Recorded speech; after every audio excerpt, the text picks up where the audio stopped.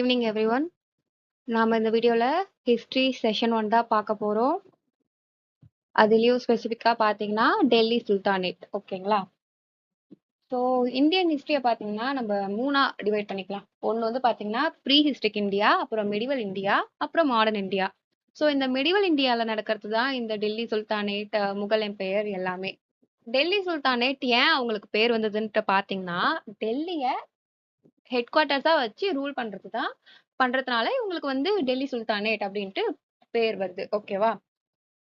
எப்படி வந்து முஸ்லீம் ரூலர்ஸ் இந்தியாவுக்கு என்டர் ஆகுறாங்க அப்படின்ட்டு பாத்தீங்கன்னா ஃபர்ஸ்ட் வந்து 1712 ஸோ முகமது பின் குவாசிம் அப்படின்ட்டு ஒருத்தவர் வந்து இந்தியாவை வந்து இன்வைட் பண்றாரு. எதுக்காகன்ட்டு பாத்தீங்கன்னா இங்க இருக்க வெல்த்தை கொள்ளையடிச்சிட்டு போகிறதுக்காக இந்தியாவை இன்வைட் பண்ணுவாரு.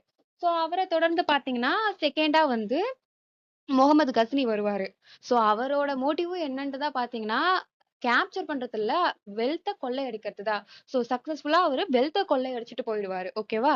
ஆனா நம்ம என்ன படிச்சிருப்போம், கஸ்னி வந்து 17 டைம் இந்தியா மேல போர் எடுத்து தோல்வி கண்டாரு. ஸோ ஆனா அவரோட கான்செப்ட் என்னன்னா வெல்த்தை கொள்ளையடிக்க தான் வந்திருப்பாரு. ஸோ தேர்டா யார் வராங்க அப்படின்ட்டு பாத்தீங்கன்னா முகமது கோரி. ஸோ ஒரு ஆப்கான் ரூலர் முகமது கோரி. அவருக்கு தான் என்னன்னா இந்தியாவை நம்ம கைப்பற்றணும் அப்படின்ட்டு நினைக்கிறாரு. ஸோ என்னாச்சு, அப்ப யார் வந்து இந்த அவர் வந்து வராரு. ஸோ வராரு. அந்த அஜ்மீர் சைட்ல எல்லாம் யார் வந்து ரூல் பண்ணிட்டு இருக்காங்கன்ட்டு பாத்தீங்கன்னா அஜ்மீருக்கு கிங்கா பிருத்திவிராஜ் சௌஹான் இருக்காரு. ஓகேவா? ஸோ பிருத்திவிராஜ் சௌஹானை எதிர்த்து முகமது கோரி போட்டியிடும் போது என்ன ஆயிடுது, ஸோ பிருத்திவிராஜ் சௌஹான் ஜெயிச்சிடுறாரு. ஸோ அந்த பேட்டிலுக்கு பேர் என்ன அப்படின்ட்டு வந்து பாத்தீங்கன்னா பேட்டில் ஆஃப் டெரைன் அப்படின்ட்டு சொல்லுவாங்க. பேட்டில் ஆஃப் ஸோ டெரைன்ல நடந்த பேட்டில், அதனால அதுக்கு பேர் வந்து பேட்டில் ஆஃப் டெரைன். ஸோ இது ஃபர்ஸ்ட் பேட்டில். இதுல என்னாச்சு, பிருத்திவிராஜ் சௌஹான் ஜெயிச்சிடுறாரு. முகமது கோரிக்கு வந்து ரொம்ப கோவம். கண்டிப்பா நம்ம இந்த பிருத்திவிராஜ் சௌஹானை ஜெயிச்சாக்கணும் அப்படின்ட்டு திருப்பி போர் தொடுக்கிறாரு. So second battle of Tarain நடக்குது. இதுல என்ன ஆயிடுது, பிருத்திவிராஜ் சௌஹானை கொன்னுடுறாங்க. ஸோ முகமது கோரி வின் பண்ணிட்டாங்க ஆட்டோமேட்டிக்கா. ஓகேவா? ஸோ இந்த முகமது கோரிக்கு வந்து பாத்தீங்கன்னா ஒரு மிலிட்ரி ஸ்லேவ் இருக்காங்க. மிலிட்ரி ஸ்லேவ்னா இப்ப எப்படின்னா அவங்கள வந்து சின்ன வயசுல ஒரு 2 வயசு 3 வயசு இருக்கும்போதே காசு கொடுத்து வாங்கிடுவாங்க. சோ கோரி காசு கொடுத்து வாங்கிட்டு அவங்களதான் வந்து பாராட்டி சீராட்டி வளர்க்குறாங்க இந்த மிலிட்ரி ஸ்லேவ். அதனால என்னன்னா கோரிக்காக உயிரையும் கொடுப்பாங்க. ஓகேவா? கோரி சொல்றத மட்டும் தான் கேட்பாங்க. சோ இவங்க ஜெயிச்சிடுறாங்களா, ஜெயிச்சுட்டு கோரி வந்து குதுபுதீன் ஐபக் இருக்காருல்ல, அவரை இங்க கவர்னரா அப்பாயிண்ட் பண்ணிட்டு அவரோட ஆப்கானிஸ்தானுக்கு திருப்பி போறாரு. சோ திருப்பி போகும்போது என்ன ஆயிடுது, சட்லஜ் ரிவர் கடக்கணும். சட்லஜ் ரிவர் கடக்கிற டைம்ல என்ன ஆகுது, நைட் ஆயிடுச்சுன்ட்டு அங்க டென்ட் போட்டு படுக்கிறாங்க. சோ அவ்வளவுதான். அவர்தான் அதோட அவரோட லாஸ்ட் ஸ்லிப். அப்ப என்ன ஆகுது, ஒரு அன்ஐடென்டிஃபைட் பர்சன் வந்து யார, கோரிய கொன்னுடுறாங்க. அதனால என்னன்னா Qutbuddin Aibak, who is a military slave of a Ghori, declared himself as independent. So பாருங்க, after Ghori's death in 1206, his slave Qutbuddin Aibak became ruler. ஓகேங்களா? அப்பதான் வழி வழியா இந்த டெல்லி சுல்தானேட் வராங்க. சோ மொத்தம் டெல்லி சுல்தானேட் பாத்தீங்கன்னா 5 டைனாசிட்டியா பிரியுது. Slave dynasty, Khalji or Khilji டைனாசிட்டின்னு சொல்லுவாங்க, Tughlaq dynasty, Sayyid dynasty, Lodi dynasty. So slave dynasty பாருங்க, எப்பத்துல இருந்து எப்ப ஆட்சி செய்யறாங்க, 1206ல இருந்து 1290 வரைக்கும். சோ கிட்டத்தட்ட 84 இயர்ஸ் கிட்ட இவங்க வந்து ரூல் பண்றாங்க. அப்படிதானே? அடுத்தது கல்ஜியா கில்ஜி டைனாசிட்டின்ட்டு சொல்றாங்க. இவங்க பாருங்க 1290ல இருந்து 1320 வரைக்கும், கிட்டத்தட்ட 30 இயர்ஸ். தென் துக்ளக் டைனாசிட்டி. ஸோ 1320ல இருந்து 1414 வரைக்கும், கிட்டத்தட்ட 94 இயர்ஸ் கிட்ட யார் ரூல் பண்ணிருக்காங்கன்னா இந்த துக்ளக் டைனாசிட்டி ரூல் பண்ணிருக்காங்க. தென் வந்து பாருங்க சையத் டைனாசிட்டி 1414ல இருந்து 1451 வரைக்கும், ஒரு 37 இயர்ஸ். அதுக்கப்புறம் பாருங்க லோடி டைனாசிட்டி. ஸோ 1451ல இருந்து 1526 வரைக்கும் ரூல் பண்ணிருக்காங்க. இவங்க வந்து ஒரு 75 வருஷம் ரூல் பண்ணிருக்காங்க. ஓகேங்களா? சோ இருக்கிறதுலயே யார் அதிகமா ரூல் பண்ணிருக்காங்க, துக்ளக் டைனாசிட்டி தான். ஓகேவா? சோ இப்ப வந்து என்னாச்சு, ஸ்லேவ் டைனாசிட்டி அப்படின்ட்டு வந்து ஃபார்ம் பண்றாங்க. இந்த ஸ்லேவ் டைனாசிட்டிக்கு இன்னொரு பேரும் இருக்கு. அதுக்கு பேர் என்னன்னா மாம்லுக் டைனாசிட்டி அப்படின்ட்டு சொல்லுவாங்க. மாம்லுக்னா என்னதுன்னா அரபிக்ல ஸ்லேவ்னு அர்த்தம். ஸோ ஸ்லேவ் டைனாசிட்டினாலும் ஒண்ணுதான், மாம்லுக் டைனாசிட்டினாலும் எதை குறிக்குதுன்னா இந்த ஸ்லேவ் டைனாசிட்டியை தான் குறிக்குது. ஓகேங்களா? ஸோ முகமது கோரி இறப்புக்கு பேரு அவரோட ஸ்லேவான குதுப்புதீன் ஐபக் தன்னை ஒரு இண்டிபெண்டன்ட் ரூலரா அறிவிச்சிட்டு ஃபவுண்ட் பண்ற டைனாசிட்டி தான் இந்த ஸ்லேவ் டைனாசிட்டி. அதுக்கு தான் இந்த கதையை பார்த்தோம். ஓகேவா? ஸோ இந்த ஸ்லேவ் டைனாசிட்டியை ஒரு மூணா பிரிக்கலாம். Qutub dynasty, first Ilbari dynasty, second Ilbari dynasty அப்படின்ட்டு. குதுப் டைனாசிட்டி வந்து குதுபுதீன் ஐபக், ஃபர்ஸ்ட் இல்பாரி யாருன்னா இல்துமிஷ், செகண்ட் இல்பாரி டைனாசிட்டி வந்து பாத்தீங்கன்னா பால்பன். ஓகேங்களா? தென் குதுப்புதீன் ஐபக் 1206ல இருந்து 1210 வரைக்கும் தான், ஒரு 4 வருஷம் தான் இவர் வந்து ஆட்சி செஞ்சிருப்பாரு. ஸோ இந்த குதுப்புதீன் ஐபக்கு பாத்தீங்கன்னா ஒரு ஜெனரல் இருக்காரு. அவரோட பேரு என்னதுன்னா பக்தியால் கில்ஜி. ஓகேங்களா? சோ குதுப்புதீன் ஐபக் இப்ப வந்து அந்த கேப்சர் பண்ண பிளேஸ்ல ரூல் பண்ணிட்டு இருக்காரு. அந்த அஜ்மீர் பிளேஸ்ல ரூல் பண்ணிட்டு இருக்காரு. அவருக்கு என்ன ஆசைன்னா பெங்கால் ஆட்சி பண்ணணும் அப்படின்ட்டு ஒரு ஆசை வருது. சோ இது எங்க இருக்கு? இது வந்து வெஸ்ட் சைடுல இருக்கு. அது ஈஸ்ட் சைடுல இருக்கு. சோ அங்க ஆட்சி செய்யணும். பெங்கால் மேல ஒரு ஆசை வந்ததுனால என்ன பண்றாரு? அவரோட ஜெனரலான பக்தியால் கில்ஜிய போயிட்டு பெங்கால கேப்சர் பண்ண சொல்றாரு. சோ அப்படி போகும்போது போற வழியில நலண்டா யூனிவர்சிட்டி இருக்கும். சோ அந்த நலண்டா யூனிவர்சிட்டிய டெஸ்ட்ராய் பண்ணிடுவாங்க. ஒரு குளோரியஸான புத்திஸ்ட் யூனிவர்சிட்டிய அழிச்சிட்டு போயிட்டு தான் அவங்க அந்த பெங்கால கேப்சர் பண்ணிடுறாங்க. ஓகேங்களா? சோ இவர் வந்து என்ன பண்றாரு? டெல்லிய கேபிட்டலா அறிவிக்கிறாரு. ஏன்னா இப்ப பெங்கால் வரைக்கும் அவங்களோட ரூல கொண்டு வந்துட்டாங்க. அப்ப ஒரு சென்ட்ரல் பிளேஸா இருந்தாதான் எனிமிஸோட அட்டாக்க டேக்கிள் பண்ண முடியும். அதனால இவர் டெல்லிய கேபிட்டலா அறிவிக்கிறாரு. ஓகேவா? அது மட்டும் இல்லாம he laid the foundation for famous Qutub Minar. So Qutub மினாருக்கு ஃபவுண்டேஷன் யார் லேட் பண்றாங்கன்னா குதுப்புதீன் ஐபக். இது யார் நினைவா அவர் கட்டுறாருன்னா அவரோட குருவான குதுப்புதீன் பக்தியார் காக்கி நினைவா இவர் வந்து இந்த குதுப் மினார கட்டுவாரு. பக்தியார் காக்கி அவர் பேரு. ஓகேங்களா? அது மட்டும் இல்லாம ரொம்பவே ஒரு முக்கியமான திங் என்னன்னா ஜிசியா அப்படின்ற ஒரு டாக்ஸ். அப்படின்னா என்னதுன்னா if you are a non Muslim you have to pay tax. ஓகேங்களா? நான் முஸ்லிமா அவரோட ரூல்ல நம்ம இருக்கோம்னா நம்ம வந்து வரி செலுத்தணும். ஜிசியா அப்படின்ற ஒரு வரிய ஃபர்ஸ்ட் இன்ட்ரோடியூஸ் பண்ணவர் யாருன்னு பாத்தீங்கன்னா குதுப்புதீன் ஐபக் தான். ஓகேங்களா? இது ரொம்பவே இம்பார்ட்டன்டான கொஸ்டின். நான் முஸ்லிம் டாக்ஸ் ஜிசியானா. ஓகேங்களா? சோ 1210ல அவர் வந்து இறந்துடுவாரு. ஏன்ட்டு ரீசன் வந்து பாத்தீங்கன்னா லாகூர்ல இறக்குறாரு. ஹார்ஸ் போல விளையாடிட்டு இருக்கும்போது அவர் வந்து விழுந்து இறந்துடுறாரு. ஓகேங்களா? இதோட குதுப்புதீன் ஐபக் முடிஞ்சது. அடுத்தது யார் வராங்க? இல்துமிஷ் வராங்க.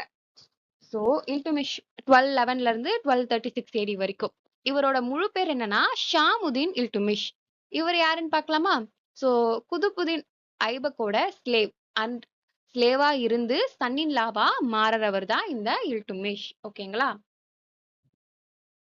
ஏன் குதுப்புதீன் ஐபக்கு சன் இல்லையா? ஏன்னா அவர் கிங்குக்கு அப்புறம் அவரோட சன் தானே கிங்கா வருவாங்க.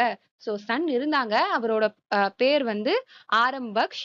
அவரை வந்து இந்த இல்துமிஷ் டிஃபீட் பண்ணிட்டு தான் சுல்தானா மாறறாரு. சோ இவர் தான் வந்து என்னதான் வந்து குதுப்புதீன் ஐபக் டெல்லிய கேபிட்டலா அறிவிச்சாலும் அவர் லாகூர்ல தான் இருக்கிறாரு. சோ ரியல் ரூலர் யாருன்ட்டு டெல்லிய வந்து கேபிட்டலா வச்சு ஆட்சி செஞ்ச ரியல் ரூலர் யாருன்னா இல்துமிஷ் தான். ஷிஃப்டட் த கேபிட்டல் ஃப்ரம் லாகூர் டு டெல்லி. சோ இவர் வந்து ஒரு கான்செப்ட கொண்டு வராரு. அதுக்கு பேர் என்னன்னா 40 நோபல்ஸ். த 40 அப்படின்ட்டு சொல்லுவாங்க. சோ இந்த 40 நோபல்ஸ் வந்து ரொம்ப பெரிய ஒரு ரோல் ப்ளே பண்ணும். அது நம்ம பின்னாடி பார்ப்போம். சோ இது வந்து பாத்தீங்கன்னா மெஜாரிட்டி இந்த 40 நோபல்ஸ்ல யார் இருப்பாங்கன்னா டர்க்கிஷ் பீப்புள் தான் இருப்பாங்க. ஏன்னா இவர் ஆப்கானிஸ்தான் ரூலர் பார்த்தோம்ல. சோ டர்க்கிஷ் டொமினியன் தான் இந்த 40 நோபல்ஸ்ல அதிகமா இருக்கும்.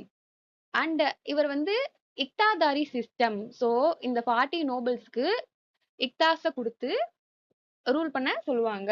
ஓகேங்களா? சோ அது ரொம்பவே இம்பார்ட்டன்டான கொஸ்டின் ஏரியா இதுனா அவர் வந்து 2 காயின்ஸ் கொண்டு வந்திருப்பாரு.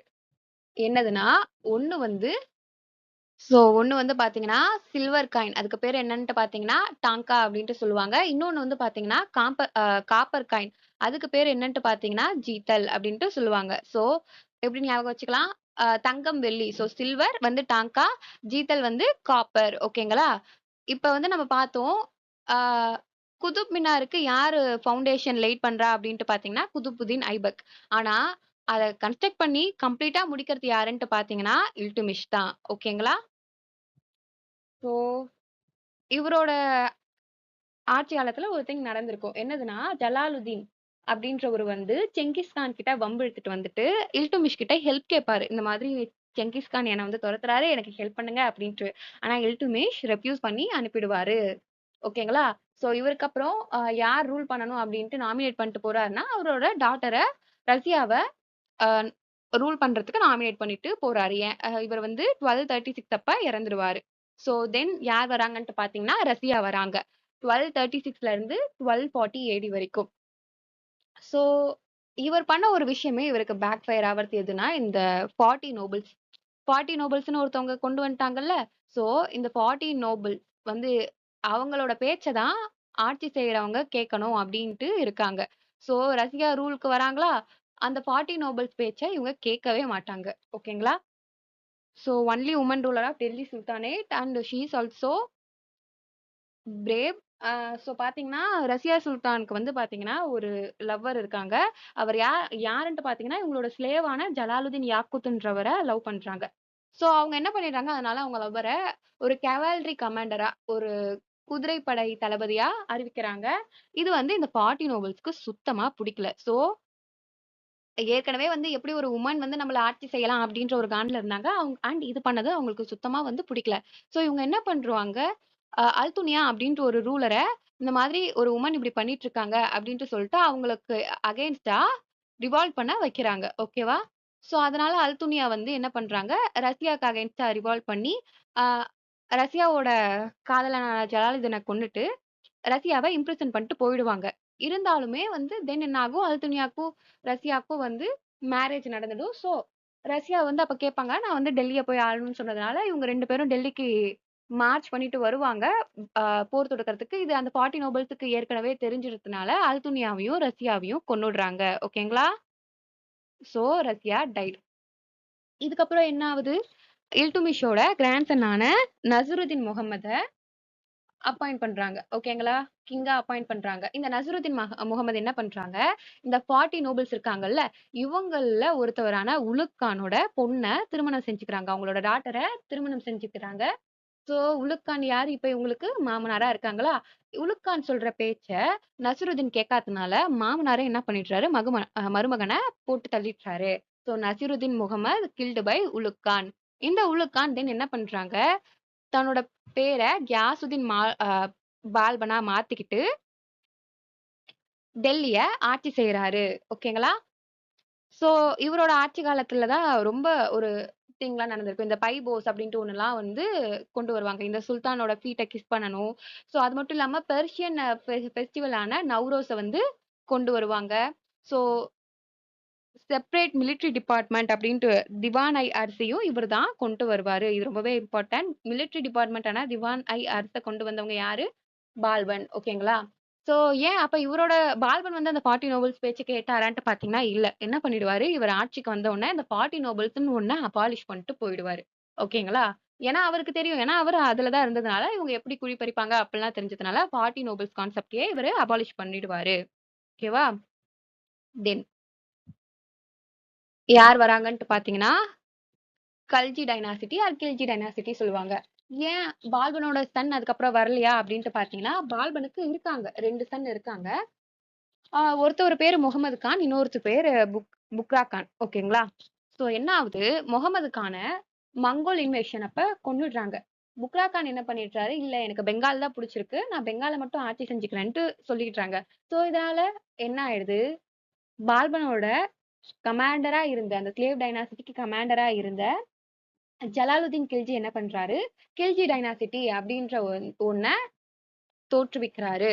ஓகேங்களா? ஜலாலுதீன் கில்ஜி இன் 1290-96 வரைக்கும் ரூல் பண்றாரு. He is the founder of Khilji dynasty அப்டின்ட்டு சொல்றாங்க. சோ ஏன் இந்த ஒரு 6 வருஷம் தான் ரூல் பண்றாங்க அப்டின்ட்டு பார்த்தீங்கன்னா, ஜலாலுதீன் கில்ஜிக்கு ஒரு மருமகன் இருக்காங்க. அவங்க யாருன்ட்டு பார்த்தீங்கன்னா, அலாவுதீன் கில்ஜி. சோ பதவிக்கு ஆசைப்பட்டு அலாவுதீன் கில்ஜி என்ன பண்றாரு, அவங்களோட மாமனார போட்டு தள்ளிடுறாரு.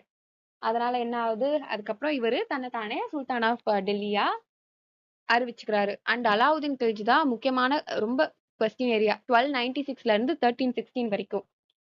ஸோ இவர் பாத்தீங்கன்னா போற இடமெல்லாம் வெற்றி மாதிரி. ஸோ மங்கோல்ஸ்க்கு அகேன்ஸ்டா ஊரே பார்த்து பயந்து அந்த மங்கோல்ஸ்க்கு அகேன்ஸ்டாவும் வின் பண்றாரு. ஸோ ராஜ்புட் ராஜஸ்தான் குஜராத்தை ரூல் செஞ்ச ராஜ்புட்க்கு எதிராகவும் வின் பண்றாரு.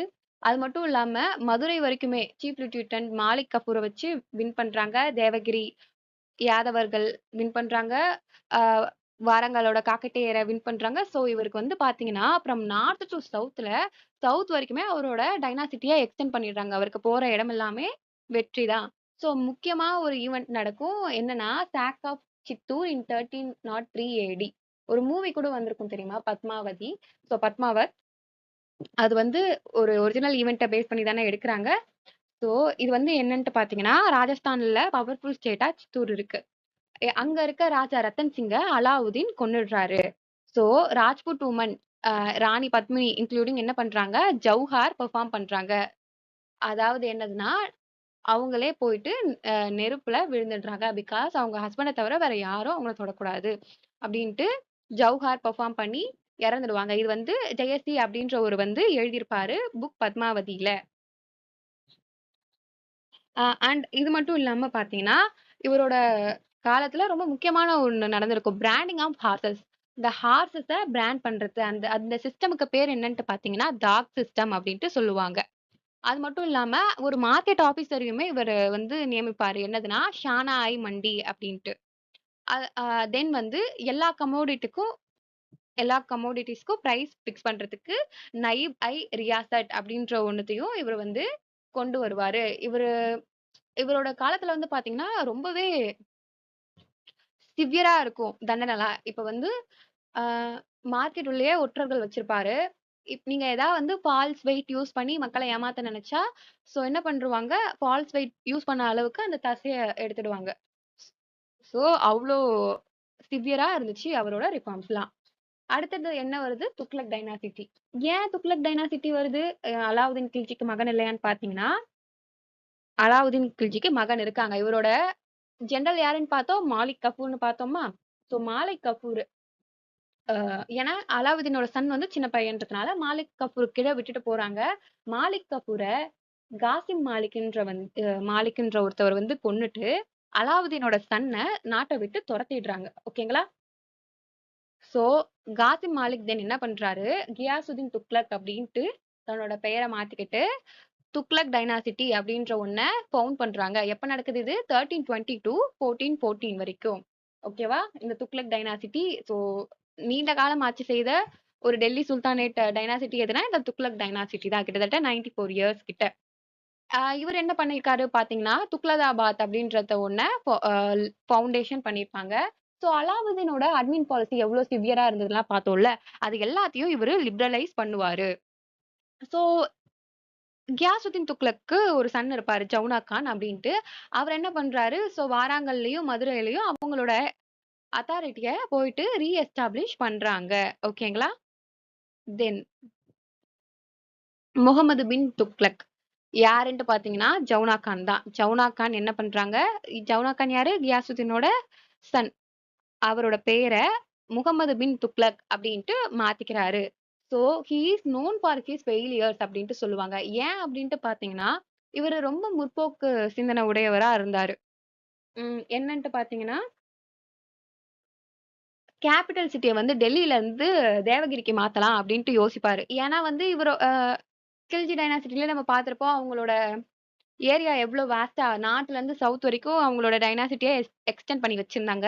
ஸோ நம்ம வந்து சென்டரா ஒரு இடத்துக்கு கொண்டு வந்துட்டா, நம்ம வந்து சவுத் சைடையும் வந்து எனிமீஸோட அட்டாக்ல இருந்து தவிர்த்துக்கலாம் அப்படின்ட்டு நினைச்சுக்கிட்டு டெல்லியில இருந்து தேவகிரி மாத்தத்துக்கு அவங்களோட மக்கள் எல்லாம் கூட்டிட்டு வராரு. பட் என்ன ஆகுது, போற வழியிலே வந்து என்ன சொல்றாங்க, இந்த மாதிரி டெல்லியை கேப்சர் மங்கோல் இன்வேஷன் பண்ணலாம் இருக்காங்க அப்படின்ட்டு, மங்கோல் படையெடுப்பு நடக்கிறதுக்கு இருக்கு அப்படின்ட்டு ஒற்றர் மூலியமா செய்தி வந்ததுனால திருப்பி டெல்லிக்கே போவாங்க. சோ இந்த மாதிரி போயிட்டு வர வழியில நிறைய மக்கள் இறந்துடுவாங்க.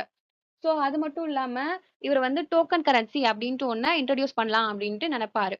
அதுவுமே வந்து மார்க்கெட்ல ரிலீஸ் பண்ண உடனே நிறைய ஃபேக் கரன்சிஸ் வந்ததுனால அதுவுமே ட்ராப் பண்ணிடுவாங்க. அப்புறம் என்னன்ட்டு பார்த்தீங்கன்னா, டிபார்ட்மெண்ட் ஆஃப் அக்ரிகல்ச்சர் திவான் ஐ கோஹி அப்படின்ட்டு சொல்லுவாங்க. ஸோ டிபார்ட்மெண்ட் ஆஃப் அக்ரிகல்ச்சர ஒண்ணு கொண்டு வராரு.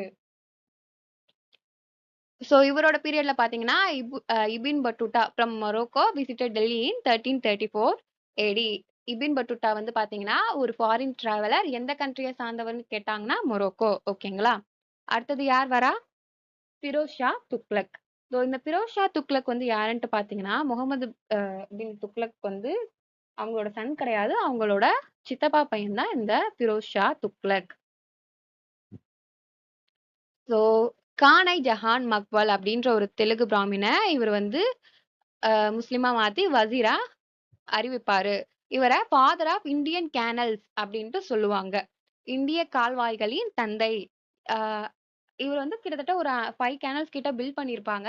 2 மேஜர் கேனல் எங்கன்ட்டு பார்த்தீங்கன்னா, யமுனால இருந்து ஹிசார் வரைக்கும், சத்லஜ்ல இருந்து ஹன்சி வரைக்கும். ஓகேங்களா?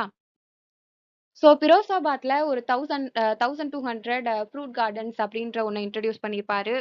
அப்புறம் எம்ப்ளாய்மென்ட் பியூரோ இன்ட்ரோடியூஸ் பண்ணுவாரு. இப்ப வந்து ஜிஸியா பார்த்திருப்போம்ல. இப்ப நான் முஸ்லிம்னா வரி செலுத்தணும் அப்படின்ட்டு. அத யார் கொண்டு வந்தா? குதுப்புதீன் ஐபக் கொண்டு வந்திருப்பாரு. அது அதுக்கப்புறம் காலப்போக்குல விட்டுடுவாங்க. ஆனா திருப்பி யார் ரீஇன்ட்ரோடியூஸ் பண்ணுவாங்கன்ட்டு பார்த்தீங்கன்னா, ஃபிரோஸ் ஷா துக்ளக் ரீஇன்ட்ரோடியூஸ் பண்ணுவாரு. ஸோ இவரோட காலத்துல என்ன டிபார்ட்மெண்ட் ஓப்பன் பண்றாருன்னா, திவான் ஐ Kairat for orphans and widows. ஓகேங்களா? இவருக்கு அப்புறம் லாஸ்ட் ரூலரா யார் வராங்கன்ட்டு பார்த்தீங்கன்னா, நசிருதீன் முகமது ஷா 1394ல இருந்து 1412 வரைக்கும் இருப்பாங்க.